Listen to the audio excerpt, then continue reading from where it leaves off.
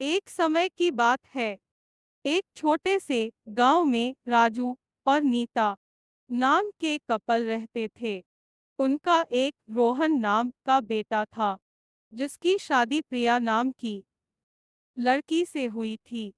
राजू और नीता कड़ी मेहनत करते थे और अपने बुढ़ापे के लिए पैसे बचाते थे।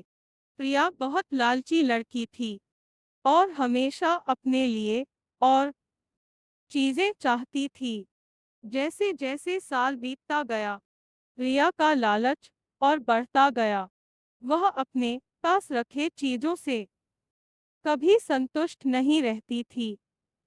वह हमेशा अपने सास ससुर से महंगे तोहफे मांगा करती थी और उनके बचाए हुए पैसों में से भी कुछ हिस्सा अपने लिए मांगती थी।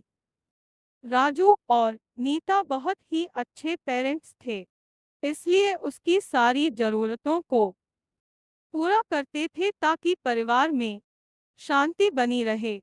वह अपने पति रोहन के ऊपर भी दबाव डालती थी कि वह अपने माँ बाप से पैसे और संपत्ति मांगे। वह बहुत ज्यादा संपत्ति इकट्ठा करना चाहती थी, बिना किसी मेहनत के। एक दिन राजू और नीता ने यह फैसला लिया कि वह प्रिया को सबक सिखाएंगे। वह उसे बुलाते हैं और बोलते हैं कि बेटा, हमें तुमसे कुछ जरूरी बातें करनी है। हमने यह फैसला लिया है कि हम अपनी जायदाद का कुछ हिस्सा अपने बच्चों में बांटेंगे और उसका कुछ हिस्सा तुम्हें भी देना चाहते हैं। प्रिया खुशी से झूम उठती है, क्योंकि वह हमेशा से यही चाहती थी। लेकिन राजू और नीता के मन में कुछ और ही चल रहा था। उन्होंने एक पत्थरों से भरा हुआ बैग उसे दे दिया और बोला, बेटी, यह तुम्हारे हिस्से की संपत्ति है। प्रिया उस बैग को देखकर गुस्सा हो गई।